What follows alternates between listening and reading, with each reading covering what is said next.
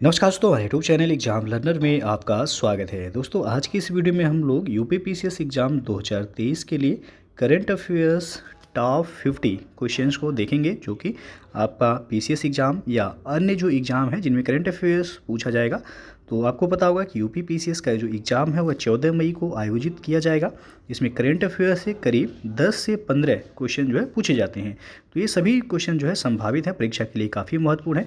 एक बार परीक्षा से पहले आप लोग जरूर देख लीजिएगा। साथ में केंद्रीय बजट, उत्तर प्रदेश बजट और आर्थिक समीक्षा तीनों का वीडियो अपलोड किया गया है। तो जो लोग नहीं देखे हैं, आप चैनल के प्लेलिस्ट में जाइएगा, करंट अफेयर्स वाले सेक्शन में सभी वीडियो आपको मिल जाएंगे।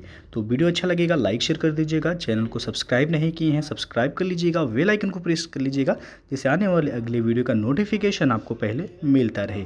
तो आइए शुरू करते हैं। पहला जो प्रश्न है आज का कि भारतीय सेना और फ्रांसीसी सेना के बीच प्रथम संयुक्त सैन्य अभ्यास फ्राइनजेक्स 2023 का आयोजन किस शहर में किया गया है? तो यह किया गया है तिरुवनंतपुरम, केरल में। ये ऑप्शन यहाँ पे बिल्कुल सही हो जाएगा आपका। दूसरा प्रश्न है, हाल ही में किस देश ने बाघों, शेरों और चीतों सहित 7 प्रमुख बड़ी बिल्लियों की रक्षा के लिए इंटरनेशनल बिग कैट अलायंस शुरू करने का प्रस्ताव दिया है? तो यह प्रस्ताव दिया है भारत ने। यहाँ पे डी ऑप्शन सही होगा। तीसरा प्रश्न है, हाल ही में किस राज्य सरकार ने मुख्यमंत्री लाडली बहना योजना शुरू की है? तो ये शुरू किया गया मध्य प्रदेश राज्य सरकार के द्वारा। यहाँ पे डी ऑप्शन सही हो जाएगा।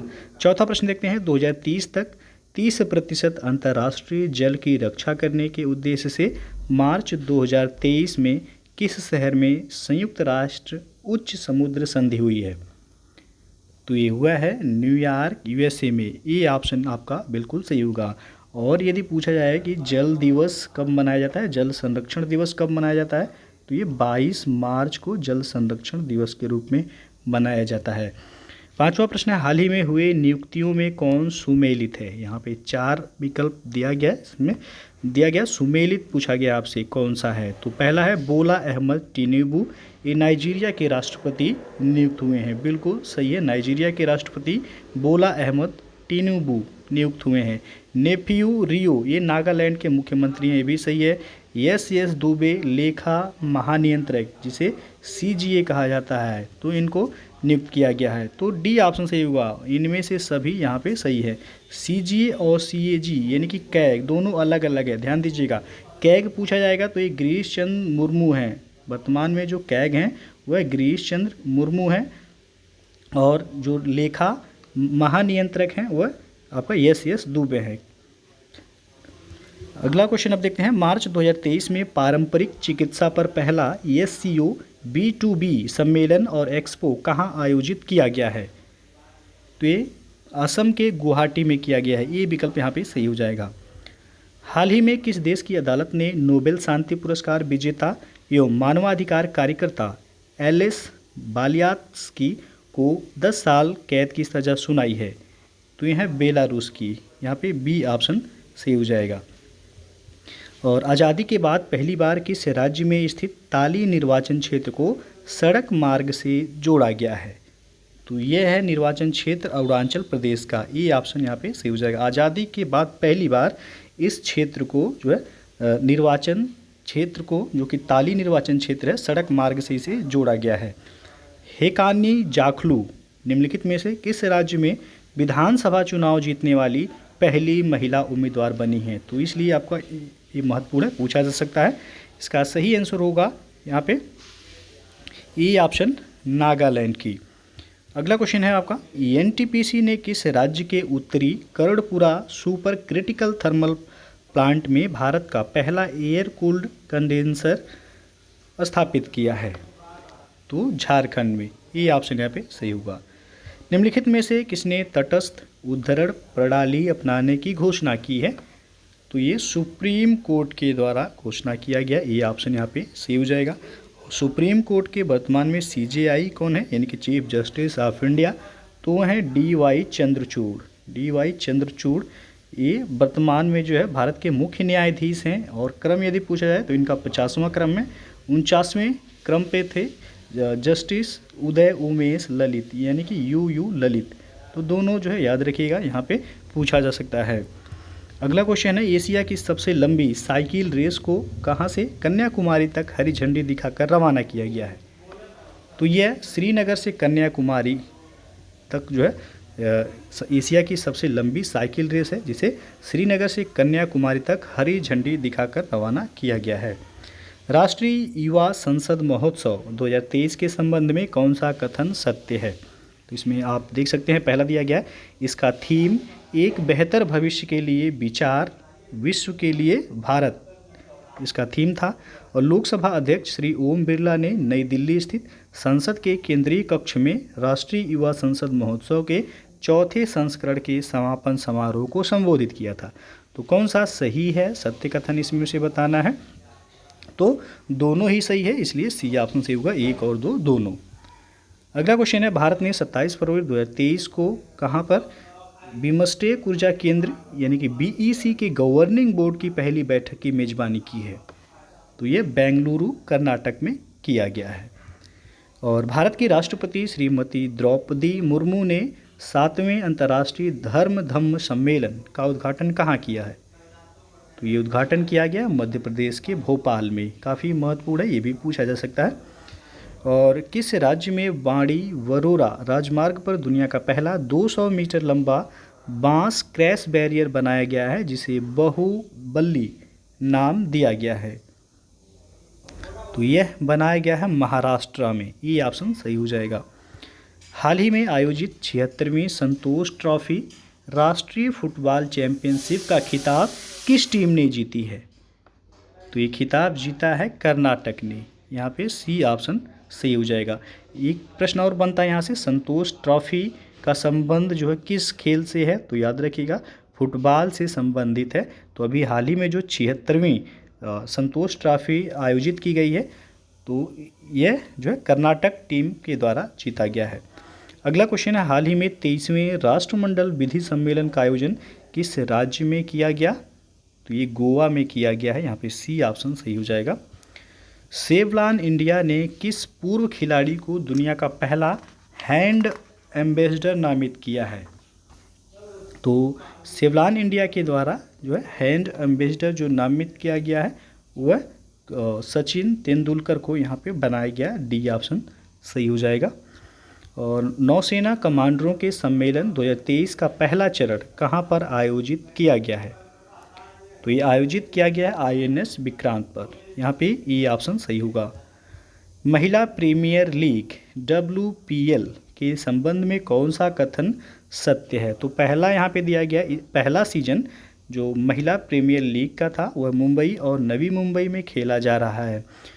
बी है, इसका स्वामित्व और संचालन भारतीय क्रिकेट कंट्रोल बोर्ड यानी कि BCCI द्वारा किया जाता है। इसमें 5 फ्रेंचाइजी हिस्सा ले रही हैं। तो कौन सा ऑप्शन इसमें सही होगा? तो डी विकल्प सही होगा, उपयुक्त सभी।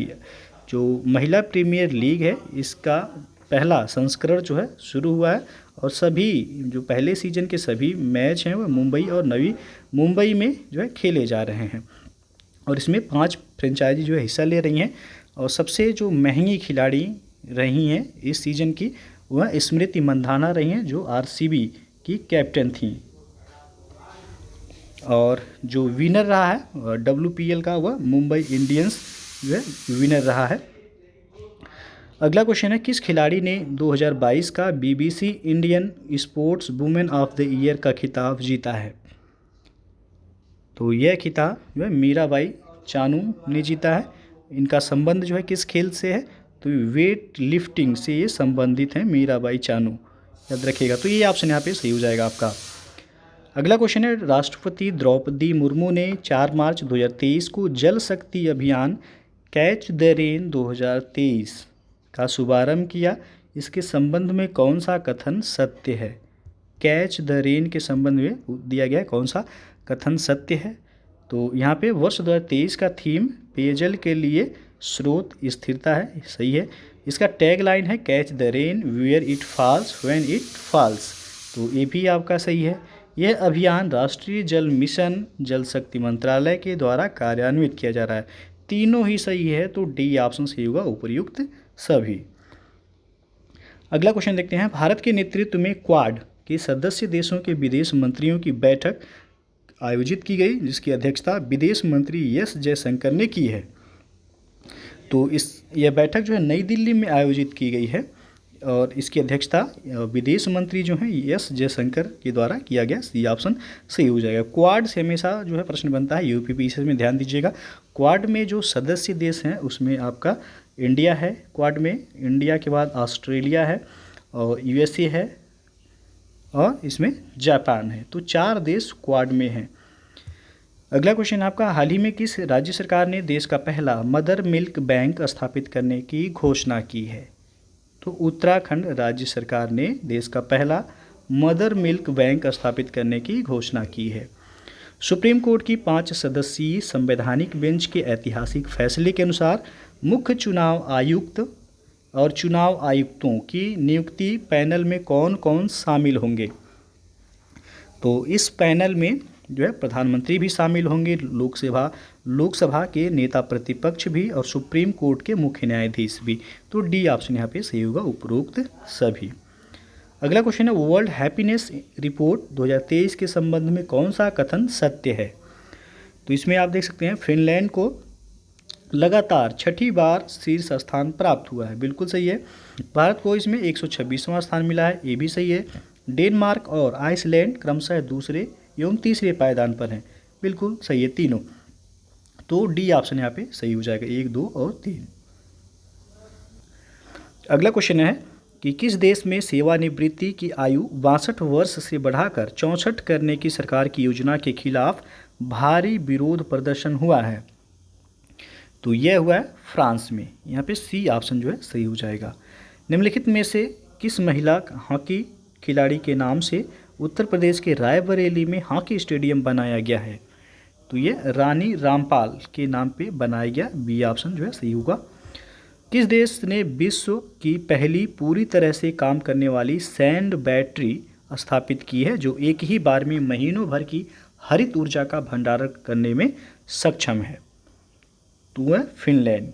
यहाँ पे सी ऑप्शन सही हो जाएगा। और प्रधानमंत्री नरेंद्र मोदी ने कहाँ पे ग्लोबल मिलेट्स यानी कि श्री अन्न सम्मेलन का उद्घाटन किया। इस अवसर पर उन्होंने अंतर्राष्ट्रीय मिलेट्स वर्ष 2023 पर एक डाक टिकट और सिक्का भी जारी किया है। तो नई दिल्ली में किया गया है, यहाँ पे सी ऑप्शन सही हो जाएगा। और आपको बता दें कि संयुक्त राष्ट्र द्वारा वर्ष 2023 को यानी कि यूनाइटेड नेशन के द्वारा वर्ष 2023 को मिलेट्स वर्ष के रूप में भी जो है मनाया जा रहा है। अगला क्वेश्चन है आपका, मार्च 2023 में जारी विश्व वायु गुणवत्ता रिपोर्ट 2022 के संबंध में कौन सा कथन सत्य है? तो इसमें पहला जो दिया गया है, भारत का सर्वाधिक प्रदूषित शहर भिवाड़ी है, जो कि राजस्थान का है, सही है। विश्व का सर्वाधिक प्रदूषित शहर लाहौर है, पाकिस्तान में है, ये भी सही है। चाड विश्व में सर्वाधिक प्रदूषित देश है, ये भी सही है। और भारत विश्व में 8वां सबसे अधिक प्रदूषित देश है। चारों ही सही हैं, तो डी ऑप्शन यहाँ पे सही हो जाएगा, 1, 2, 3 और 4।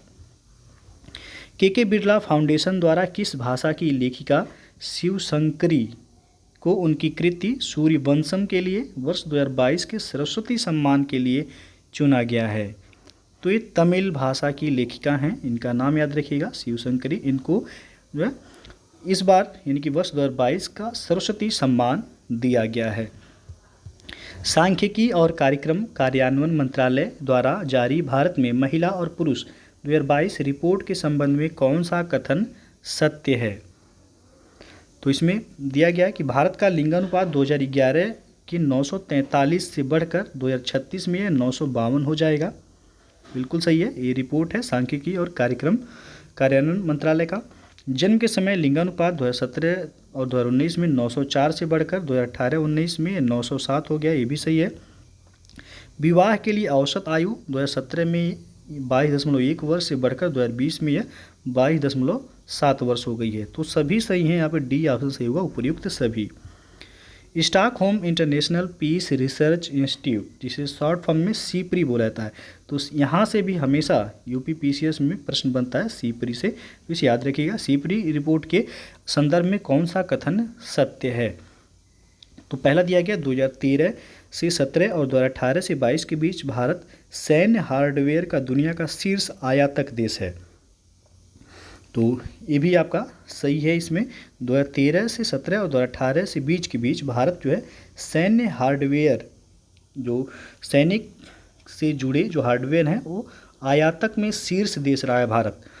तो सही है। दूसरा दिया गया 2013 से 17 और 2018-22 के बीच अमेरिका सबसे बड़ा सैन्य सामग्री निर्यातक था। ये भी सही है। दुनिया के हथियारों और सैन्य उपकरणों के कुल आयात में भारत की हिस्सेदारी 11% है। तीनों ही सही है, तो डी ऑप्शन सही होगा, उपयुक्त सभी। अगला प्रश्न है, मार्च 2023 में भारत ने किस देश के साथ सेमीकंडक्टर आपूर्ति श्रृंखला स्थापित करने और नवाचार भागीदारी पर समझौता ज्ञापन पर हस्ताक्षर किया है? तो यह किया है यूएसए यानी कि संयुक्त राज्य अमेरिका ने। और चक्रवात फ्रेडी ने सबसे लंबे समय तक सक्रिय रहने वाला उष्णकटिबंधीय चक्रवात का रिकॉर्ड बनाया है। इसने निम्नलिखित में से किस देश को प्रभावित किया है? तो चक्रवात फ्रेडी जो है ये मेडागास्कर को भी प्रभावित किया है, मोजाम्बिक को और मलावी को। यहाँ पे डी ऑप्शन सही होगा, उपयुक्त सभी। अगला प्रश्न है आपका, प्रित्जर आर्किटेक्चर पुरस्कार 2023 के विजेता के रूप में किसे चुना गया है? तो यह पुरस्कार के लिए सर डेविड चिपरफील्ड को चुना गया है। ध्यान रखिएगा, यदि पूछे प्रित्जर आर्किटेक्चर पुरस्कार 2023 के विजेता कौन है, तो सर डेविड चिपरफील्ड हैं। किस केंद्रीय मंत्रालय ने वीमेन आइकॉन लीडिंग स्वच्छता पुरस्कार 2023 की घोषणा की है? तो यह आवासन और शहरी मामलों के मंत्रालय के द्वारा किया गया है। ये ऑप्शन यहाँ पे सही होगा। सलहूनु क्रूसे ने किस राज्य की पहली महिला कैबिनेट मंत्री के रूप में शपथ ली हैं? तो ये नागालैंड की पहली महिला जो है कैबिनेट मंत्री के रूप में इन्होंने शपथ लिया है। इनका नाम है सलहूनु क्रूसे। अगला क्वेश्चन है, ग्रुप कैप्टन भारतीय वायुसेना में अग्रिम लड़ाकू इकाई की कमान संभालने वाली पहली महिला अधिकारी बन गई हैं। तो इनका नाम है शालिजा धामी। ये ऑप्शन सही हो जाएगा। और अल्प विकसित देशों पर 5वें संयुक्त राष्ट्र सम्मेलन LDC 5 का आयोजन किस शहर में किया गया है? तो यह आयोजन किया गया है दोहा, कतर में। सी ऑप्शन जो है सही हो जाएगा। साझी बौद्ध विरासत पर शंघाई सहयोग संगठन, जिसे SCO कहा जाता है, तो SCO के पहले अंतर्राष्ट्रीय सम्मेलन की मेजबानी किस शहर ने की है? तो नई दिल्ली के द्वारा किया गया है इसकी मेजबानी। सी ऑप्शन सही हो जाएगा। और SCO का यदि हेडक्वार्टर पूछा है कहाँ है, तो चीन के बीजिंग में जो है इसका हेडक्वार्टर है। अगला प्रश्न है, 32वां व्यास सम्मान 2022 से संबंधित निम्नलिखित कथनों पर विचार कीजिए। पहला दिया गया, हिंदी लेखक डॉक्टर ज्ञान चतुर्वेदी के उपन्यास पागलखाना को 32वें व्यास सम्मान 2022 के लिए चुना गया है। और दूसरा है, यह पुरस्कार के बिरला फाउंडेशन द्वारा दिया जाता है। तो उपयुक्त कथनों में से कौन सा सही है? तो इसमें आप देख सकते हैं दोनों ही कथन सही हैं। सी विकल्प सही होगा। हिंदी लेखक हैं डॉक्टर ज्ञान चतुर्वेदी, इनका उपन्यास है पागलखाना, जिनको 32वें व्यास सम्मान 2022 के लिए चुना गया है। और जो व्यास सम्मान है यह के बिरला फाउंडेशन के द्वारा दिया जाता है। हाल ही में मार्च 2023 में किस देश के मेरापी ज्वालामुखी में विस्फोट की घटना हुई है? तो मेरापी ज्वालामुखी जो है ये इंडोनेशिया में है, जहाँ पे अभी जो है विस्फोट की घटना हुई है इस ज्वालामुखी में। सी ऑप्शन सही हो जाएगा। कृषि एवं किसान कल्याण मंत्रालय ने किस शहर में कमलम फल या ड्रैगन फ्रूट के लिए उत्कृष्टता केंद्र स्थापित करने की मंजूरी दी है? तो ये बेंगलुरु में दिया गया। ये ऑप्शन सही हो जाएगा।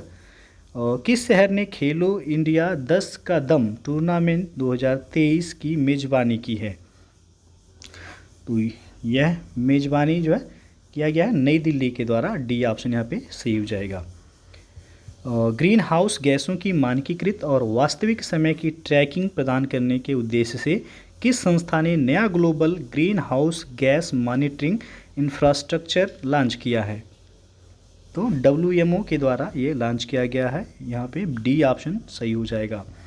निम्नलिखित में से संस्था द्वारा गौशालाओं की आर्थिक व्यवहार्यता में सुधार पर विशेष ध्यान देते हुए ऑर्गेनिक एवं जैव उर्वरकों के उत्पादन एवं संवर्धन शीर्षक वाली टास्क फोर्स की रिपोर्ट जारी की गई है? तो तो ये रिपोर्ट जारी किया गया है नीति आयोग के द्वारा। ये ऑप्शन यहाँ पे सही हो जाएगा। नीति आयोग से जो प्रश्न बन सकते हैं अभी, तो अभी उपाध्यक्ष पूछा जा सकता है जिनकी अभी हाल ही में नियुक्ति हुई है, तो ये हैं डॉक्टर सुमन के बेरी, नीति आयोग के वर्तमान में ये उपाध्यक्ष हैं। और सीईओ भी पूछा जा सकता है नीति आयोग के, अभी कौन बनाए गए हैं, तो परमेश्वरन